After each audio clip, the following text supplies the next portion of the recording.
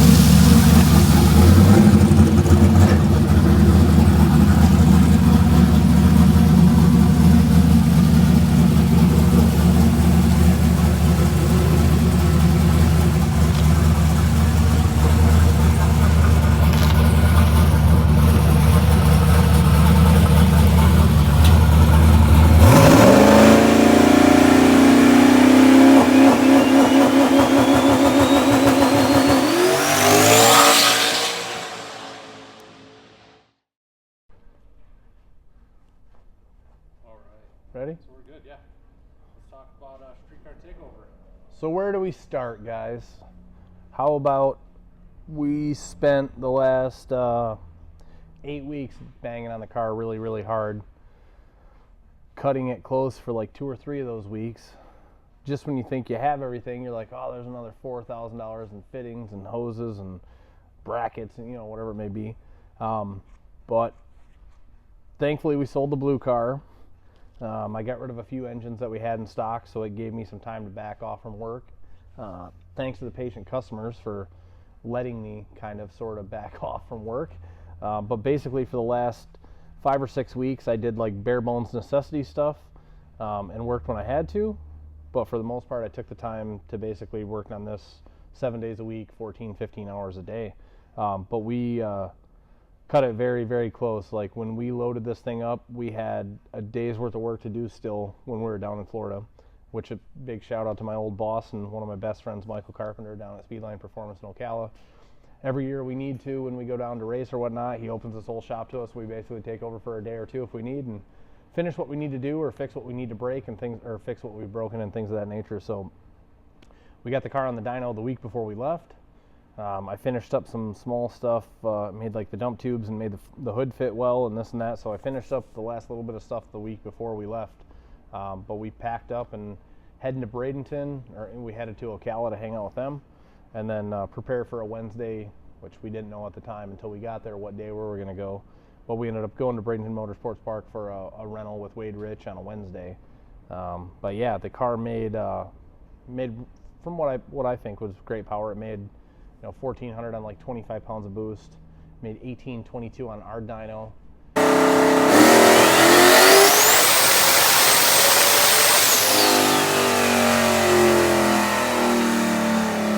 On 41 pounds of boost, which was 400 horsepower over the highest thing we've had on that dyno. And so that, I mean, the numbers are promising regardless what they are when they're that much more than another. So we took it to Bradenton and absolutely got our asses kicked that first day. I was really confident in the car, and no, didn't go well at all. Spun every pass except for one accidental pass. We got down the track, and then we went a 424.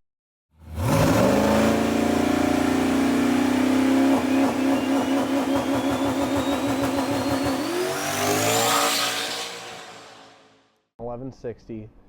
I let out at 3.5 seconds, 3.8, whatever it was, just over 3.5 seconds it went 167. And I was like, oh, sweet, promising now. So the rest of that day, we busted ass to try to get the car down the track, and it spun and spun and spun. And for some reason, probably from the drive and the months of work beforehand, totally overlooked it, but a brand new AFCO out of the shock was bad. Out of the box was bad. The driver's side shock had no rebound and no compression, and it was really hard to tell because the wheels are so far in the wheel well on the car. But like watching videos, like you could see that it had a quick extension rate, but in my mind, I'm like, there's no way that that shock's bad, you know? So I overlooked that all day. Pretty discouraged Wednesday. Woke up on Thursday late. Drove to the track late. Took our time. Looked over the whole car. Andrew and I like double checked the 4-link bars and checked all this stuff and replotted kind of and checked it all over. Everything looked good. So I was just like, man, there is something that doesn't make sense right now why this car keeps spinning, because this car should just, where I was trying to leave on like 4 and 5 pounds, it should go down the track. Anyways, finally we're standing there, and Samuel Peterson, our friend from up here, he preps 131 Motorsports Park.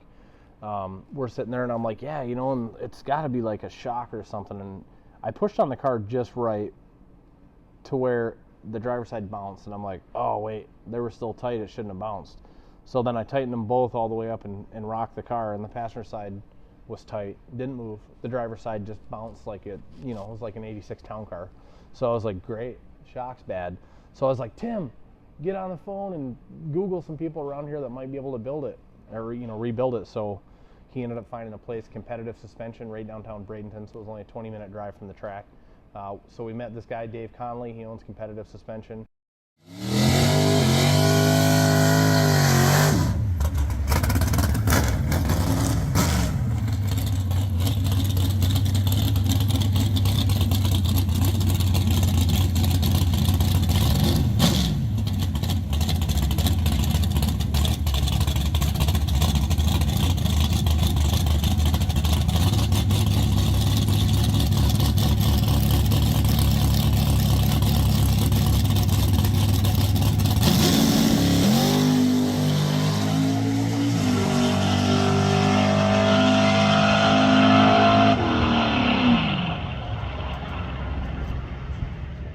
One guy, if you guys are ever even, it doesn't even matter where you're at, if you guys ever need shock servicing or shocks rebuilt, that guy is an incredible individual.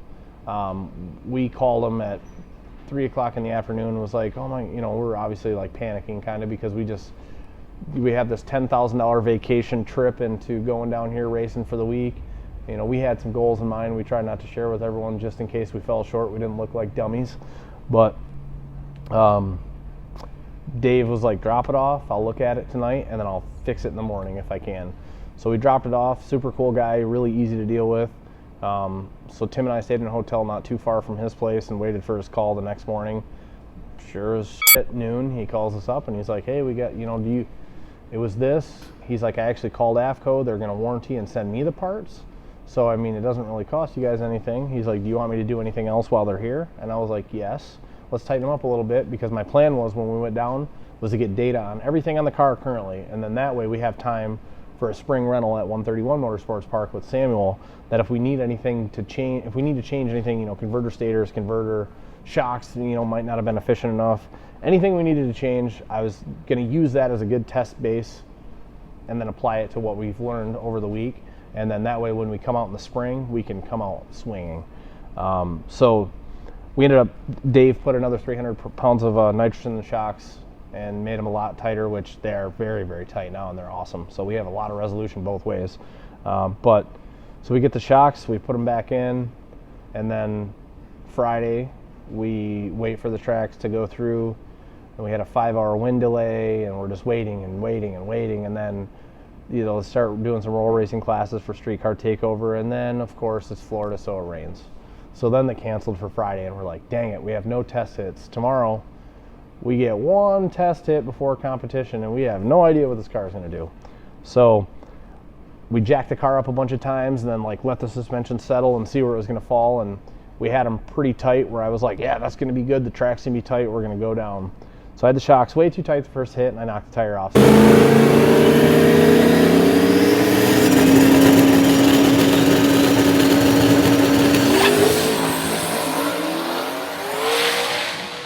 was just like, oh, I just wasted my one test pass.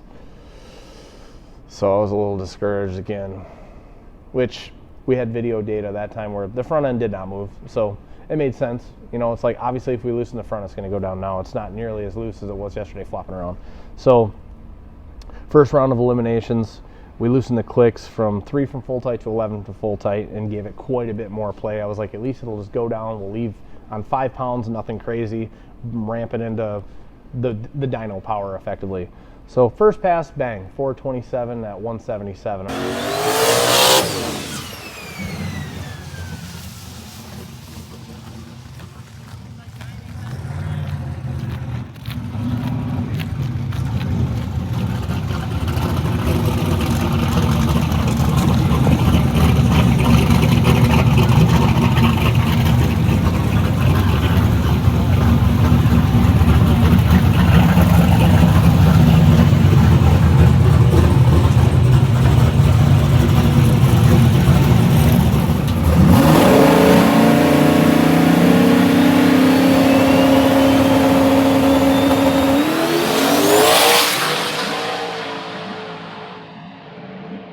And I'm like, all right, 118.60, super easy, neutered it right down in the front half. So I was like, now at least we have something to work towards. The next pass, I shortened the ramp and raised the 2-step RPM just a smidge, and then went 114 and 421, and then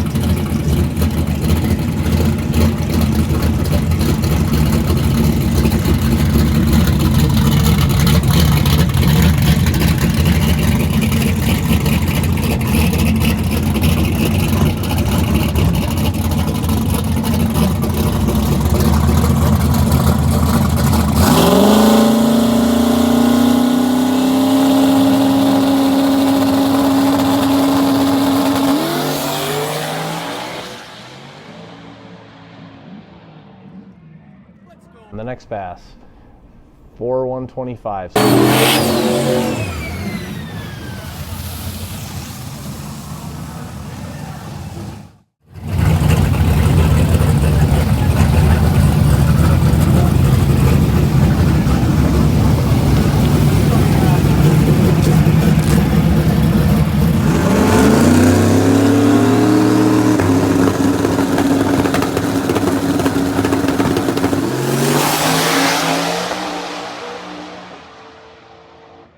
So on the 4th pass with the car with a functional shock, we took the hydraulic roller world record, which a lot of you guys are already trash talking on the internet, like, whoa, that's cool, micro records. Like, we work in the LS industry that's all we do, LS stuff. Like many of the companies out there, you know, they're venturing out, but like the LS market is huge and hot, and it takes a car like this to push things and get data and develop parts that are going to withstand. And so to many people, they don't care, and they want to talk down upon it because it's micro-ish records, and so be it, whatever.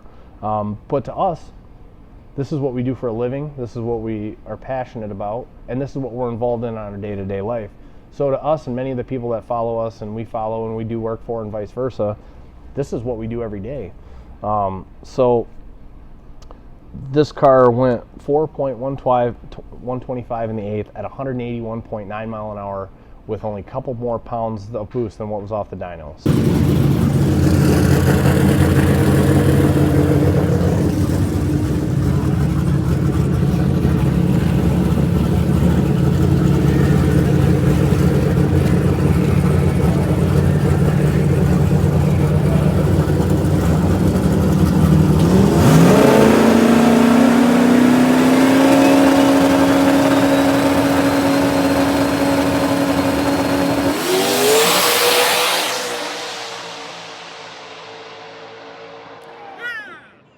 So it is very promising where it's going to go in the future, and we have what most people would say a lot more left, but we have a lot more left.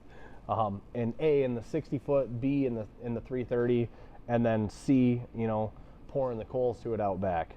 But yeah, so this is one of the, I would say probably the few, if not the only, you know, front runner. Like, you know, we got our buddy John Dock and, you know, Will Tetro and all those guys where they've got really nice, you know, combinations with bigger cubes and bigger heads and, you know, roller rockers and stuff. This is still, and not to discredit them, it's not that at all. This is a 388 cubic inch stock stroke, so it's the same exact stroke as what a 5.3 is, or a 6 liter. This has a tall deck block, which I still feel conflicted about whether or not it helps us or hurts us. The tall deck, what happened there is to keep that cubic inch, I'd extend the rod length basically a half an inch to make up for the half-inch deck surface. So that half-inch longer rod, what that does commonly, if you think about a crotch rocket rod stroke ratio, or even more common, so compare a 4.8 to a 5.3.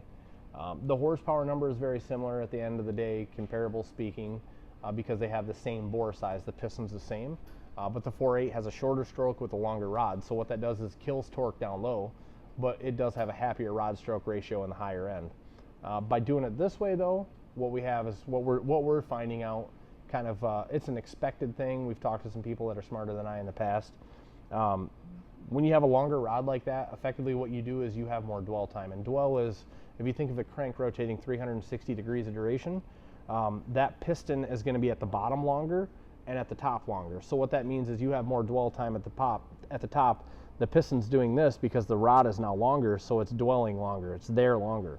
So what we're seeing is a little bit less ignition timing before we see like a hot plug. So I mean, commonplace on this, we would assume 15 to 16 degrees of ignition timing at 44, 45 pounds of boost. 11 and a half, and we're almost on the, where I like to say a ragged edge, but a happy place. I wouldn't want to take it farther than that. So once again, you get into this thing where is this better or is this worse?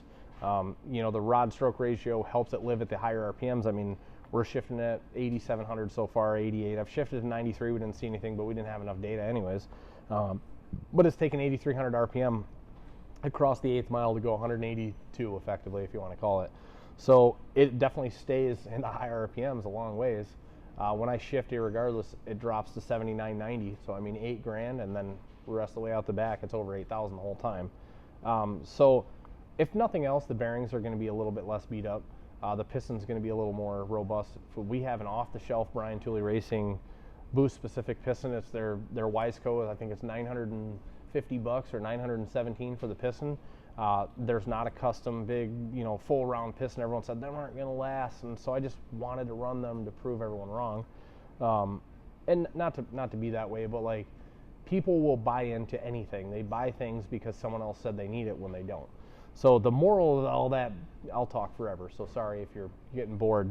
The moral of that is I wanted to keep this combo very simple. I wanted it very durable, very strong, so I bought a lot of nice parts. Some of it's overkill, but at the end of the day, it's very, very simple. We have scrub-style rockers. They're Brian Tooley's rocker arms, and the reason being is they're our friends and we'll support them. So we were planning on using a factory GM, like an LS1 rocker arm, just because it would be even more simple. But you know, at the end of the day, we bought their shaft mount rocker systems and their rocker arms just because. So still a scrub style rocker, is still a cathedral port with absolutely no porting done to it. So they're off the shelf Brodix BR1 heads. I bought them through Mike Lau Racing. Mike Lau is a great guy. Like we build our own engines here, but I still purchase some parts from him when I can't get them or whatnot. He's a super good guy, great guy in the industry. So he did what he could. I mean, Brodix, obviously I complained in the past, and Brodix was 10.5 months on the heads, and so be it. It is what it is. It held us up from racing last season, but here we are. So the heads are an off-the-shelf Brodix. Brodix welded the deck, and then they hip the head casting so it's more durable. Lau put in a 2165 titanium intake valve, so effectively an LS3 intake valve, and beryllium valve seats, because we are going to ring. It's like, if we need to shift this at 9800, I'll happily take it there. So this thing is basic but nice in quality and strong parts. The camshaft, Nick Evdo's made the camshaft for us. I haven't really told anyone the specs because I don't really care. We had a lot of people ask for them.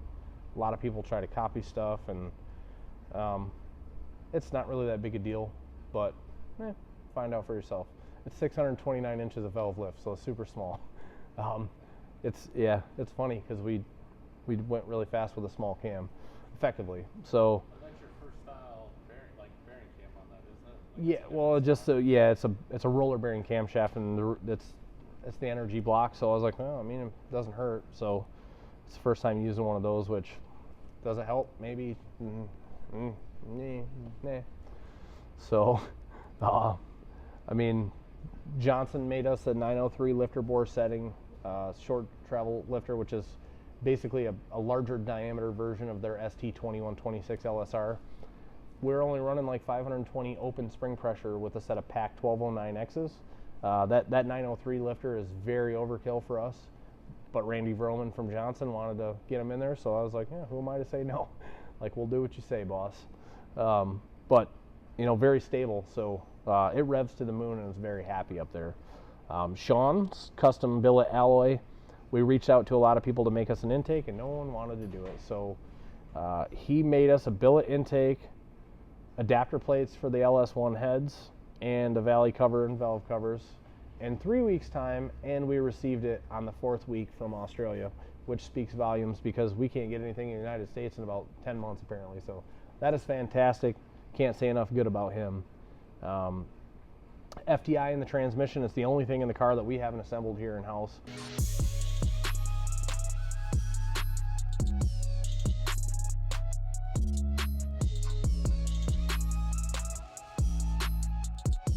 Obviously, you guys watched, we did the cage work and the frame and the suspension and the engine and the turbo kit and the wiring, everything. But FTI, we've been working with them for a long time.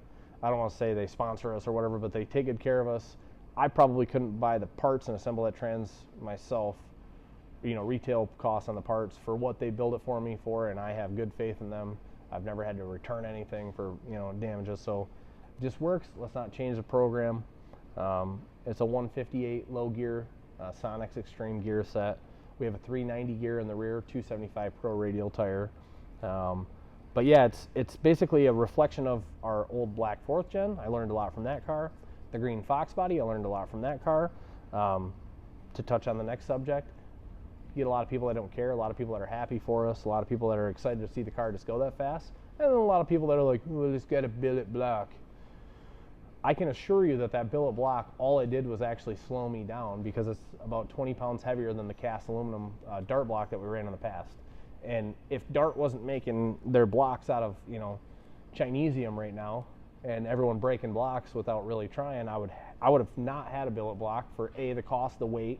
I mean, it's 20 more pounds on the car that we tried, you know, everything in the world to make light. I bought titanium bolts and cut them off when they're too long, which is a massive waste of time because it's barely ounces. But, you know, is every effort that I could make, I tried, because this is what we were trying to do with this car specifically. We want to raise the bar on this platform. And we didn't buy much, but we did because it was the first day the car went down the track. And we are already like the fastest cathedral head, the fastest hydraulic roller, you know, which it is micro-ish. It's weird to even brag about stuff, but it's something that no one else has done yet. So you can't help but brag about it or be excited about it, if nothing else. I mean, it's enough where the previous record holder is actually going to put together another car to go for it. Yeah, John Doc, you know, you guys are familiar with him. He's big on YouTube, pretty funny dude. You know, he had the Grand National, and we barely scrubbed by him in that time being. So I wanted to blow the whole event and not win, which, if you guys seen, we won the, you know, the small tire no time stuff, and then probably made everyone angry by posting times. Had we not took the record, I wouldn't have posted times, just out of respect for them. We posted the record.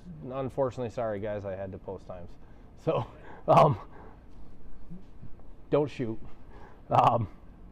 Yeah, now I lost my train. But yeah, John Doc's Grand National, super fast car. TKM builds them engines. TKM's one of the front runners in the country.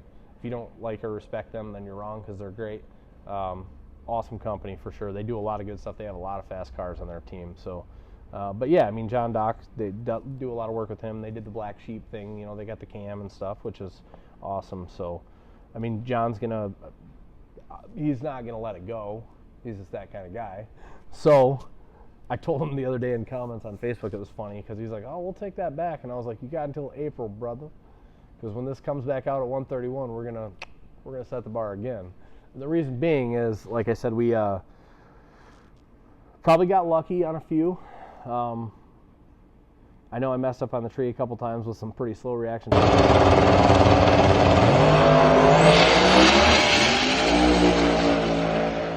So thankfully, I had the faster car in that case. A couple times I treed the shit out of people, so that worked out good.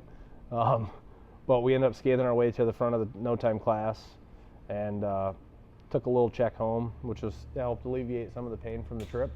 But so Tim and Dick and Sam and everyone was like, do not be yourself. Do not blow this. Just get through the event and win. Try to win. And I was like, but I want to raise the bar on the record. You know, I was going to go out there and just take a chance at wheeling or knocking the tire off because I really wanted to put this thing to the sub 160s, and I know the car has it in it because we left on 7.5 pounds of boost and went 105.6 to the 60. So I was like, all right, this car, you know, with a 1.2 second boost ramp, I'm like, all right, this thing is pretty bad. Like, I'm excited about the car. I'm pretty proud of the car, but after it did what it did on the first day we actually got to use the car, it speaks volumes on how good of a job I did on the car without being a cocky bastard.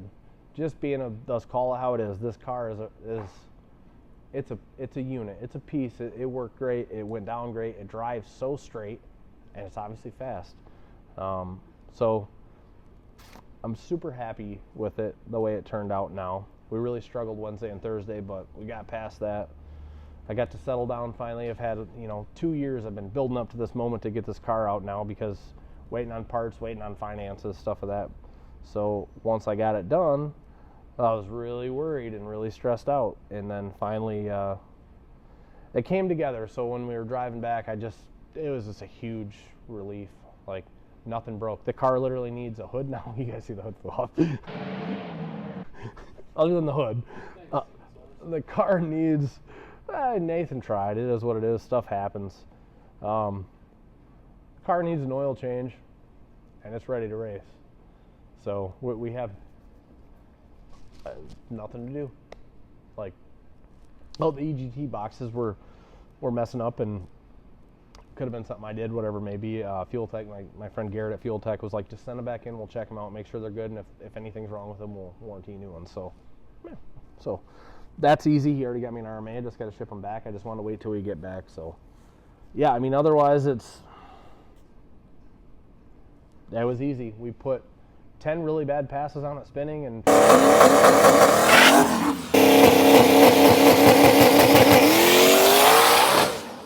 trying and never skipped a beat. So then we ended up going 4 rounds, 5 rounds, 3 test passes, something, I don't know, 7 or 8 passes that night. So I mean, the first 10 or 11 passes were absolutely wasted. So the car didn't even go down but once out of those. So you can't really use that as that's how many passes it has. But yeah, 4 passes in, we went 4.125 in the 8th at 182 basically. So pretty exciting. Shows very promising data. The car still has probably 15 or 20 pounds of boost out the back. See how good I did building the car to see how much power I can get in quick.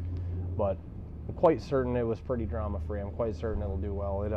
It never lifted the tire off the ground, and after we got the shocks fixed and after that first pass we never spun, nothing like that. It was pretty easy peasy. It went a little bit too good considering the whole entire car was built here, and I like to refer to myself as a dummy with a welder and some cutoff wheels, but yeah, it worked out. So yeah, pretty exciting. So I hope you guys like following. We'll insert some clips and some trackside stuff, and we'll be ready to come out, and I promise everyone it's going to go a lot faster than it did. Well, we'll call it a little because a lot at this point is very little. So I don't want to say it's easy, but it should be easy. But until next time, we'll catch you guys later.